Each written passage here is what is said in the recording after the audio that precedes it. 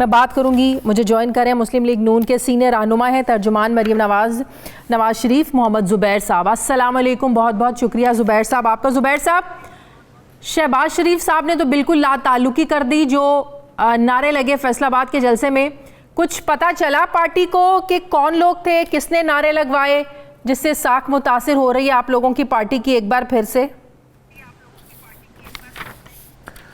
पहले तो मैं क्लैरिफाई कर दूं कि मैंने जाहिर है जैसे जब फ़ोन आता है आपके प्रोड्यूसर वगैरह का कि जी किस सिलसिले में कौन सा टॉपिक है, तो उन्होंने कहा क्रिकेट पर बात हुई की, तो जाहिर है माहौल भी था क्रिकेट का और मैंने तो बड़ी तैयारी करके रखी थी, बड़े स्टैटिस्टिक्स वगैरह लेके बैठा था मुबारकबाद भी दे देते क्रिकेट का। लेकिन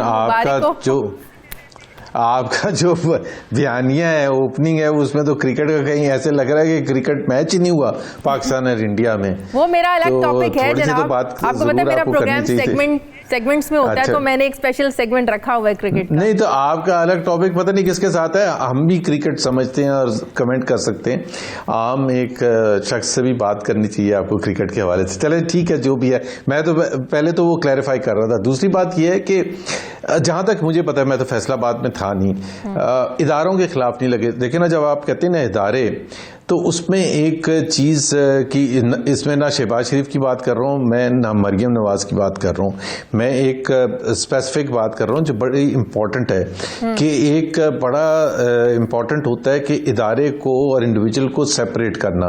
क्योंकि जब आप कहते हैं ना इदारे के खिलाफ नारे लगे, इदारे के खिलाफ क्योंकि उनसे सवाल ऐसा पूछा गया था शहबाज शरीफ साहब से, तो उन्होंने जवाब उस तरह से दिया था।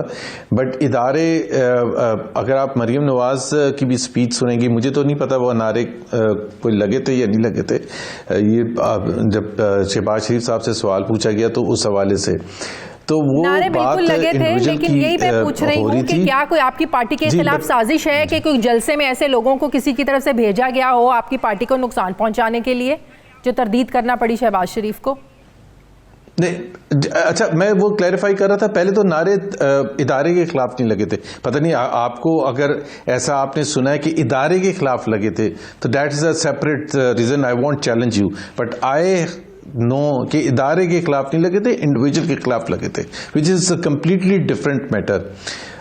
दूसरी बात यह है कि, और वो शहबाज शरीफ साहब की बात सही है कि जी इदारे के खिलाफ नारे नहीं लगने चाहिए, और मरियम नवाज ने भी कभी इदारे के खिलाफ नारे नहीं लगवाए हैं। कब लगवाए हैं मरियम नवाज ने या नवाज शरीफ ने इदारे के खिलाफ? कभी भी नहीं नारे लगवाए। और क्यों लगवाएंगे? एक इदारा है, गुजरांवाला की तकरीर आज भी हम गुजरांवाला नहीं, गुजरात में क्या हुआ? प्लीज, वही मैं कह रहा हूँ शाजिया, थोड़ा सा डिफ्रेंशिएट करें। जब आप इदारे की बात करते हैं तो इदारे में 6-7 लाख लोग काम करते हैं, और जाहिर सी बात है उसमें वो जवान भी हैं, यंग ऑफिसर्स भी हैं जो अपनी जानों की कुर्बानी दे रहे हैं, और हम जाहिर सी बात है उनकी कुर्बानी को बहुत जाहिर, हमारे लिए तो वो बहुत हीरोज हैं, और आज की बात नहीं, हमेशा से हीरोज हैं। और उसमें सीनियर ऑफिसर्स हों, जूनियर ऑफिसर्स किसी इदारे के, किसी इंडिविजुअल के खिलाफ भी अगर नारे लगेंगे तो नीचे का जो जवान है जाहिर है वो डिमोरलाइज तो होता है ना? नहीं, इसमें देखें ना, वो एक अलग डिबेट में अब हम चले जाएंगे कि जी अगर किसी इंडिविजुअल की बात की जाए, अब अगर आप उस हिसाब से देख लें शाजिया, अगर हम तो नहीं है ना इस इन्वॉल्व। ISPR के 6 अक्टूबर के जो उनका बयान आया था पोस्टिंग ट्रांसफर का, उसमें PMLN का तो कोई ताल्लुक नहीं है, ना मरियम नवाज का, ना नवाज शरीफ का, ना शहबाज शरीफ का। अभी जो क्राइसिस हुआ पिछले 19 दिन से जो है, वो कौन सी पोस्टिंग और ट्रांसफर पर हुआ है? एक ही पोस्टिंग और ट्रांसफर पर हुआ है ना, एक ही शख्स के उस पर हुआ है ना, तो हमारा तो कोई ताल्लुक नहीं था।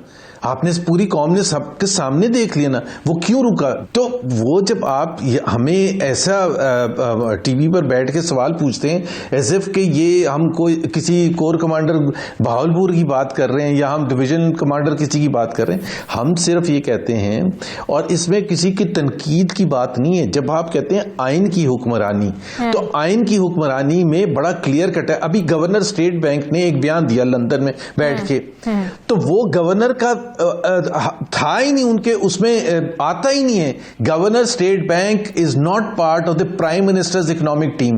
वो एक सेपरेट इदारा है, इंडिपेंडेंट इदारा है, और उसको governor state bank public speeches नहीं देता। अब आप हम कहेंगे जी वो क्रिटिसाइज करें, आप कहेंगे स्टेट बैंक के पीछे पड़ गए, ये उनके नोट जो छापते हैं उनके पीछे पड़ गए।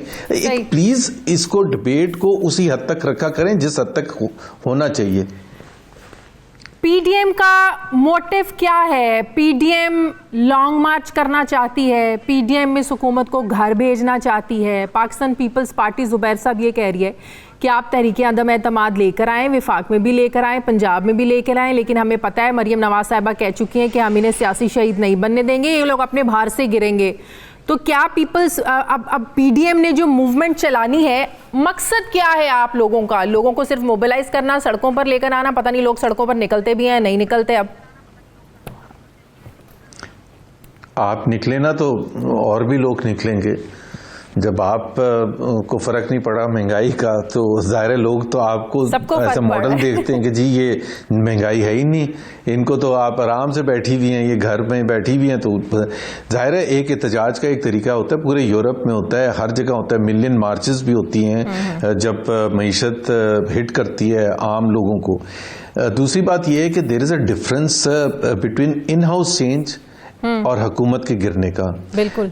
हम अगर हुकूमत को डिसॉल्व करते हैं असेंबलीज, इमरान खान साहब उस प्रेशर में आके, पीडीएम के प्रेशर में आके, या अवाम की जो नाराजगी है उसको महसूस करते हुए वो समझते हैं कि ये गवर्न करना उनके लिए मुश्किल से मुश्किल होता जा रहा है। कोई आज की बात तो नहीं है, वो तो 3.25 साल से ये कह रहे हैं अभी हम महंगाई पर कंट्रोल कर लेंगे, अभी हम कंट्रोल कर लेंगे, शुगर कार्टल्स हैं, माफियाज हैं और गंदम के माफियाज हैं, ये तो हम सुनते आ रहे हैं ना। लेकिन the reality after 3.5 years almost is के वो नहीं कर सकें कंट्रोल। और आज जैसे मैं और आप बात कर रहे हैं तो महंगाई भी रिकॉर्ड हाई है, बेरोजगारी भी रिकॉर्ड हाई है, और गुर्बत भी रिकॉर्ड हाई है। तो जब ये आप कंट्रोल ना कर सके हों, और अगर आप ये महसूस भी कर रहे हैं, उसके साथ साथ गवर्नेंस के भी प्रॉब्लम्स हैं, उसके साथ स्कैम्स भी आ रहे हैं, उसके साथ फॉरेन पॉलिसी के भी इश्यूज आ रहे हैं। ऑपोजिशन के पास इसका हल क्या है? सिर्फ लोगों को सड़कों पे निकालना, तो लोगों को रिलीफ कैसे मिलेगा जुबैर साहब? एक तो ये आप लोग पता नहीं कौन सी, एक तो आप लोग कौन सी सियासत की बात करते हैं। मैंने अभी आपको एग्जांपल दी है, ब्रसल्स हो, लंदन हो, पेरिस हो, हर जगह लोग निकलते हैं। ये दिस इज द राइट। अब पीडीएम की जब से मूवमेंट शुरू हुई है, या उससे पहले 2019 में जब मरियम नवाज निकल रही थी, पंजाब के मुख्तलिफ शहरों में जा रही थी, मुझे आप एक वाकया बताते हैं कि जिसमें हमने कोई तोड़ फोड़, कोई गमला तोड़ा हो। हम कोई पीटीआई नहीं है, हम कोई इमरान खान नहीं है कि हमले करेंगे स्टेट इंस्टीट्यूशन पर, अंदर घुस जाएंगे और फिर वो टेलीफोन प्रेसिडेंट के साथ, जो आज के प्रेसिडेंट हैं उनके साथ पकड़ा जाए और वो कहें बड़ा अच्छा हुआ, बड़ा अच्छा हुआ, और फिर प्राइम मिनिस्टर हाउस की वो गेट उखाड़ने के लिए पहुंचे और शलवारें लटकाते, तस्दीक करें सुप्रीम कोर्ट की, अब पार्लियामेंट के गेट तोड़ते। अगर पीपल्स पार्टी इतनी पुरएतमाद है तहरीके अदम एतमाद लाने के लिए, तो इन हाउस चेंज को नून लीग सपोर्ट करेगी या करना चाहती है? नहीं, बिल्कुल भी नहीं करना चाहती। इसलिए नहीं करना चाहती है कि एक तो पीपल्स पार्टी को हमने कहा कि आप अपने नंबर बताएं। अब उनके नंबर है पंजाब में फॉर एग्जांपल 7, वो कहते हैं 7 के 21 भी हो सकते हैं। मतलब कैसे हो सकते हैं? कोई आसान काम है। यहां सिर्फ अगर नंबर्स का मामला होता तो फिर सेनेट चेयरमैन चेंज हो चुका होता ना। 64 मेंबर थे ऑपोजिशन के और 50 निकले, उसमें से जब गिनती निकली। तो ये कोई आसान काम नहीं होता। यहां सिर्फ आप उन कुव्वतों से नहीं लड़ रहे होते जो कि पार्लियामेंट के अंदर होती हैं या असेंबली के अंदर होती हैं, उनसे भी होता है आपका मुकाबला जो दूसरे स्टेक होल्डर्स होते हैं। तो it's not that simple and easy.